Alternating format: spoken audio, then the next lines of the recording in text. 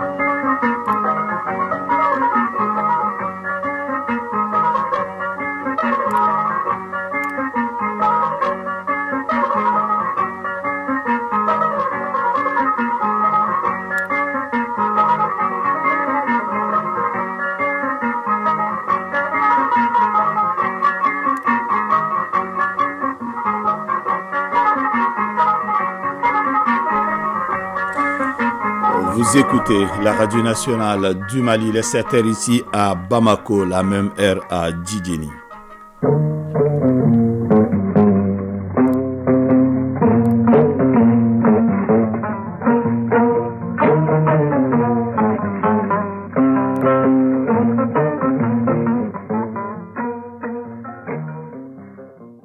Le journal, Fousseni Tunkara. Bienvenue dans cette édition, la première de Mali Actualité. Les titres.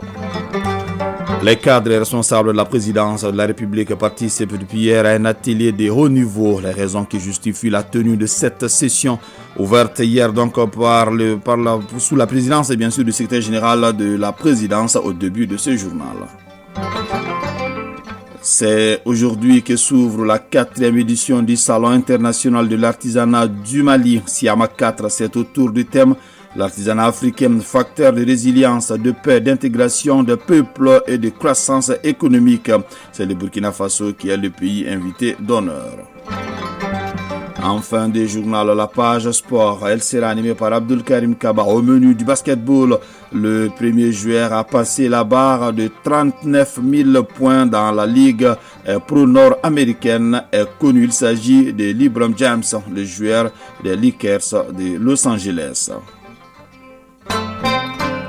Nous sommes heureux de vous compter parmi nous. Bonjour à vous, merci et bienvenue dans ce journal. À ouverture hier à Koulouba, des travaux de l'atelier de haut niveau à l'intention des cadres responsables de la présidence de la République. Cette session de formation vise à renforcer les capacités rédactionnelles de ces cadres afin d'améliorer la gouvernance dans leurs services respectifs. La cérémonie d'ouverture a été présidée par le secrétaire général de la présidence, Nahom Sissoko. Rédaction administrative, technique d'élaboration des rapports, notes et écrits professionnels. C'est le thème de l'atelier de haut niveau à l'intention des conseillers techniques, des chargés de mission, des chefs de service et de division de la présidence de la République. Il est organisé par la direction administrative et financière de la présidence. Son objectif, renforcer les compétences des cadres et responsables concernés en matière de rédaction administrative, de technique d'élaboration des rapports, de notes et écrits professionnels. Dr Alfousseini Diawara, secrétaire général de la présidence de la République. L'accomplissement de vos tâches quotidiennes à l'intérieur de notre institution doit non seulement aller de pair avec la sauvegarde de l'intérêt général du service public, mais aussi avec le plus grand professionnalisme. Notre administration, qui produit une quantité énorme de documents, souvent de la plus haute importance, élaborés comme aide-mémoire pour le président de la transition, chef de l'État, ne peut accomplir efficacement sa mission sans une mise à jour constante des connaissances et des méthodes de travail. Il s'agira donc de faire en sorte que vous puissiez améliorer davantage vos capacités rédactionnelles, les contours des techniques d'élaboration des documents administratifs. Cette session, au-delà de son aspect renforcement de capacité des acteurs chargés de la rédaction des documents, favorise également le partage d'expériences entre les services qui composent la présidence de la République. Dr Alfousseni Diawara. Contrairement aux autres groupes sociaux, l'administration a l'obligation de s'exprimer avec clarté, précision, responsabilité, politesse, parce que garante de l'intérêt général. Cette obligation lui impose d'avoir un langage accessible à tous, mais qui force respect et dignité. L'écrit administratif, outre qu'il revêt le sceau de l'autorité, doit permettre aux citoyens de se sentir protégés contre l'abus et l'arbitraire d'où qu'ils viennent. Cet atelier de haut niveau s'étend sur 3 jours. Outre les cadres et responsables de la présidence de la République, il enregistre la présence de participants venus des services rattachés, ne siégeant pas sur la plateforme de Koulouba. 1600 têtes de bœufs récupérées des mains des bandits armés près de Markala dans la région de Ségou, une œuvre des femmes fortement saluée par les autorités administratives. Le colonel Youssouf Omar Sissé a remis ces lots importants de bœufs aux autorités administratives de Markala. Ramata Konaté. Le professionnalisme des forces de défense et de sécurité fait tache d'huile.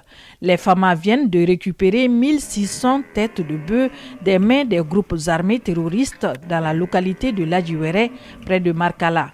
Colonel Youssouf Oumar Sissé, commandant de la région militaire numéro 2. Depuis le 18, les observations ont révélé la présence d'hommes armés qui surveillent ce groupe à 20 km au nord de Markala. Aussitôt, une opération spéciale a été déclenchée pour récupérer ce troupeau. Donc, ce troupeau, nous le remettons aux autorités administratives pour que les propriétaires puissent être mis dans leurs droits. Donc, tout cela rentre dans nos prérogatives, dans nos missions régaliennes, de protéger les personnes et leurs biens. Cette remise officielle de ces animaux aux autorités administratives de Markala constitue un ouf de soulagement. Mohamed Sissé, premier adjoint au maire de Markala. Aujourd'hui, ces populations-là qui sont victimes de cette raquette-là, si ils retrouvent leurs animaux, vraiment c'est un sentiment de satisfaction pour moi. Et féliciter l'armée et les femmes pour vraiment cet exploit. Que la population soit coopérative aux femmes et même aux autorités administratives pour que les messages soient reliés. La dite cérémonie est aussi l'occasion d'insister sur le renforcement de la sensibilisation concernant le lâcher des animaux. Colonel Youssouf Oumar Sissé, commandant de la région militaire numéro 2. Aujourd'hui, de plus en plus, on remarque également un lâcher précoce des troupeaux dans les champs, pendant que nous sommes dans une période importante, la période des récoltes. Il y a un cadre légal établi à cet effet et consacre la fin des récoltes pour le 31 décembre. Donc nous invitons également l'administration à nous aider par l'organisation de rencontres intercommunautaires pour encore rappeler aux différents propriétaires de bétail les clauses ou bien les grandes lignes afin d'éviter ou bien de prévenir même les conflits intercommunautaires. Ségou, Ramata Konaté et Cheikh Tangara pour l'ORTM. L'aménagement a remis hier les clés des locaux de l'office riz et l'office agricole de Mopti qu'elle occupait. Cette remise est la première étape du processus de rétrocession des emprises de l'aménagement dans la Venise malienne. Les autorités civiles et militaires ont salué cette opération après des années de collaboration. Le point avec Bemba Sibi. Par la signature des 2 documents, le premier adjoint au préfet de Mopti acte la rétrocession des emprises de l'Office riz et l'Office des produits agricoles du Mali de Mopti, occupés par la mission des Nations Unies pour la stabilisation du Mali MINUSMA. Recevoir les clés de ces locaux en état après 10 ans de collaboration est un grand motif de soulagement pour Yaya Amadou Tessougué, directeur de l'Office riz de Mopti. C'est l'occasion pour remercier l'équipe du gouvernement, le cabinet en charge de l'agriculture qui nous a aidé quand même à avoir ce centre placé dans des... L'Office riz et l'Office des produits agricoles du Mali de Mopti reprennent ainsi la possession de leurs locaux.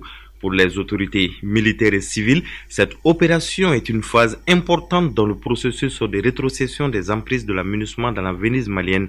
Elle n'occulte pas les efforts des partenaires internationaux pour la stabilisation du Mali. Colonel Abdoulaye Traoré, commandant de la zone de défense numéro 6. Nous remercions tous les partenaires qui ont contribué, n'est-ce pas, à la stabilité du Mali.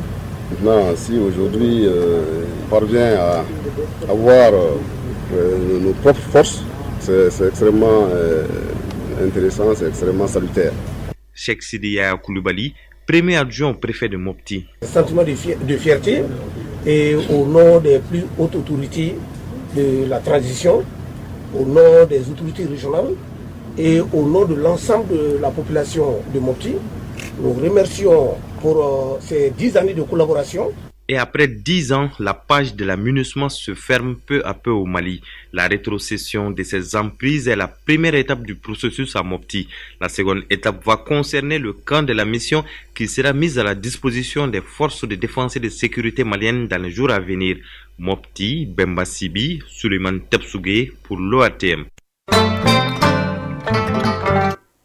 Actualité hors de nos frontières, une bouffonnerie. C'est ainsi que l'ancien président guinéen Alpha Condé qualifie les accusations d'achat d'armes lancées par le ministère de la Justice lundi 20 novembre 2023. C'est dans un courrier du ministère de la Justice destiné au procureur général après la cour d'appel de Conakry que le garde des Sceaux a annoncé le lancement de nouvelles poursuites judiciaires contre l'ancien dirigeant guinéen. Dans sa lettre, le ministre Alphonse Charles révèle que c'est une opération d'infiltration initiée par le parquet général qui a mis au jour les intentions présumées d'Alpha Condé.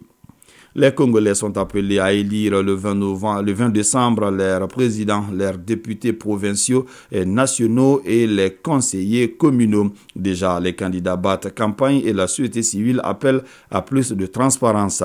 Démission des candidats occupant des charges publiques, déclaration des revenus et la situation fiscale des candidats, les recommandations de la société civile se multiplient. Pour terminer cette page internationale, la Russie a fourni de l'aide à la Corée du Nord pour le lancement de son satellite militaire espion, selon l'agence de renseignement sud-coréenne. Le service de renseignement national sud-coréen a confirmé qu'après le sommet entre le président russe Vladimir Poutine et le dirigeant nord-coréen en septembre, le Nord a fourni à Moscou le plan et les données concernant les premiers et deuxièmes lancements de satellites. La Russie a à son tour analysé ces données et communiqué aux Nord-Coréens des retours. Retour à l'actualité nationale, c'est cet après-midi, la 4e édition du SIAMA, Salon international de l'artisanat du Mali, ouvre donc ses portes au parc des expositions de Bamako. Une occasion pour montrer le génie créateur des artisans maliens et promouvoir le Made in Mali. Au plan national, l'importance du secteur de l'artisanat s'exprime à travers l'emploi de 200 000 personnes selon les chiffres officiels et plus de 5 millions de personnes vivent indirectement de l'artisanat. Le thème du SIAMA 2023 est l'artisanat africain, facteur de résilience, de paix, d'intégration des peuples et de croissance économique. Et c'est le Burkina Faso qui est le pays invité d'honneur. Alpha Maïga. L'artisanat au Mali, c'est le génie créateur de plusieurs acteurs du secteur. Mamadou Menkoro Traoré, président de l'Assemblée permanente des chambres de métiers du Mali. Nous décomptons plus de 500 métiers. Un métier est différent du corps de métier. Le corps de métier, c'est le regroupement des métiers apparentés et des métiers connexes. Si vous rentrez dans une maison, c'est un artisan qui a construit la maison. On se couche sur un lit, c'est un artisan qui a fabriqué le lit. Ousmane Koulibaly, directeur général du Centre de l'artisanat pour le développement textile. L'artisanat, c'est le travail fait à la main qui n'appelle pas une production par la série. Dans l'artisanat, il y a plusieurs branches au niveau de l'artisanat. Il y a l'artisanat d'art, il y a l'artisanat de production. L'analyse de la situation du secteur de l'artisanat fait ressortir beaucoup les efforts jusqu'ici consentis par l'État malien et ses partenaires. Et cela pour promouvoir et développer le secteur. Mamadou Menkoro Traoré, président de l'Assemblée permanente des chambres de métiers du Mali. Un salon de l'artisanat, c'est pour avoir un espace d'expression pour les artisans. C'est pour évaluer nos talents, c'est pour montrer les jeunes talentueux qui sont cachés. Les principaux constats montrent les potentialités du secteur et tous les atouts dont il dispose pour soutenir l'économie nationale. Ousmane Koulibaly, directeur général du Centre de l'artisanat pour le développement textile. L'artisan est le pilier de la société parce que dans chaque famille au niveau du Mali, vous avez un artisan. Si vous prenez un taximan, est un artisan. Quelqu'un qui pousse une charrette est un artisan. Le boucher est un artisan. Bref, mais généralement les gens pensent que ceux qui sont artisans sont ceux-là qui travaillent dans le domaine de l'artisanat d'art. Le secteur de l'artisanat représente une part significative des activités économiques au Mali. Il constitue un secteur prioritaire pour le gouvernement dans le cadre de la recherche des secteurs pouvant contribuer à la création de richesses et d'emplois productifs en vue de réduire la pauvreté. L'artisan vit de son art. À travers les nouvelles technologies aujourd'hui que nous avons, à travers les différents échanges que nous avons aujourd'hui, l'artisanat textile, ça rime forcément. Parce que même si vous prenez l'industrialisation du textile, ça a commencé d'abord par l'artisanat. Les premiers hommes qui ont vécu avant nous, dans un premier temps, ont utilisé des fibres, des branches pour pouvoir se protéger. L'industrie textile commence à partir de l'artisanat textile. Les artisans ont deux périodes favorables, la fête des Tabaski et la fête des Ramadan. Donc nous avons choisi généralement vers la fin de l'année pour pouvoir écouler nos produits. C'est cette période généralement qui est favorable même pour la sous-région pour que nous puissions nous retrouver et écouler nos stocks. Donc le moment est stratégique. Même le choix de la date, faisons tout dans le choix pour trouver au moins 2 week-ends dedans. Au minimum, sinon 3 week-ends souvent. Donc c'est bien stratégique. Nous exhortons les plus hautes autorités à nous faire confiance. Nous avons créé cet espace pour montrer nos talents, pour montrer notre savoir-faire. L'importance du secteur artisanal s'exprime par ces chiffres. Il contribue à plus de 10% au produit intérieur brut PIB du Mali. Il emploie beaucoup de personnes, 200 000 selon les chiffres officiels et plus de 5 millions indirectement. Ainsi dit, rendez-vous est pris pour ce jeudi 23 novembre 2023 pour magnifier l'artisanat. C'est sur la route de l'aéroport à Kalaban-Oukura, en commune 5 du district de Bamako, au parc des expositions. 4e édition du SIAMA, Salon international de l'artisanat du Mali.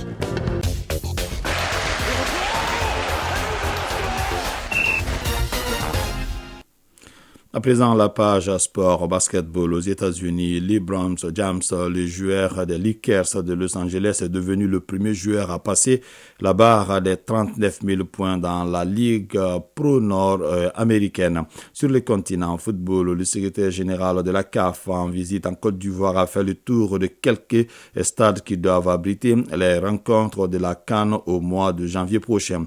Au plan national, on parle bien sûr de la 4e journée en retard entre Afé et l'AS Bagaridjan, et puis Coupe du Monde des moins de 17 ans. Le tableau des quarts de finale est au complet. Le développement de la page sport avec Abdul Karim Kaba.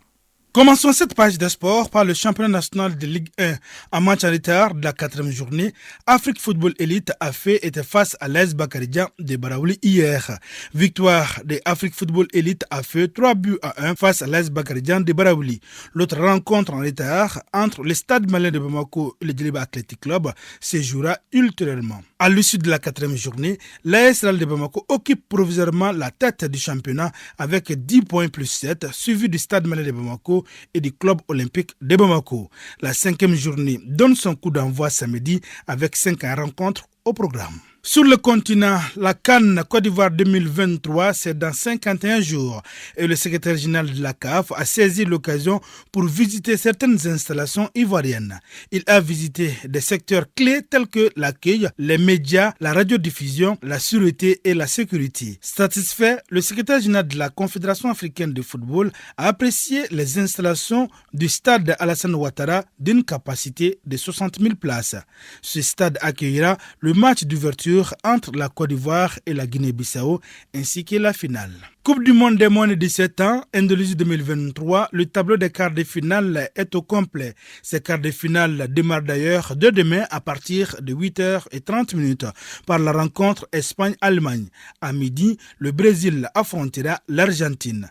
Samedi, le Mali jouera contre le Maroc à midi, mais auparavant à 8h30, la France affrontera l'Ouzbékistan. Basketball, un record de plus pour LeBron James. L'Américain est devenu le premier joueur à passer la barre des 39 000 points dans la Ligue pro nord-américaine. Sa formation Los Angeles Lakers a corrigé Utah Jazz 131-99. LeBron James, lui, a inscrit 17 points. Avec cette performance, il franchit la barre des 39 000 unités dans sa carrière. Au classement des meilleurs marqueurs de l'histoire de la NBA, LeBron James compte désormais 39 012 points. La leçon de sport pour terminer. Le carton rouge est officiellement introduit dans les règles de football dans les années 70. Il faut dire que l'idée est venue en 1966 de Ken Ashton qui assiste à un match de la Coupe du Monde entre l'Argentine et l'Angleterre. Une véritable boucherie que l'arbitre de la rencontre a du mal à contenir. À la fin du match, Ken Ashton, lui-même ancien arbitre, rentre alors chez lui en voiture, s'inspire du fait tricolore et repense à la scène qui vient de se dérouler sous ses yeux et d'un coup, l'idée lui est venue. Isaac Tchenou, dans la leçon du sport du jour, nous en parle.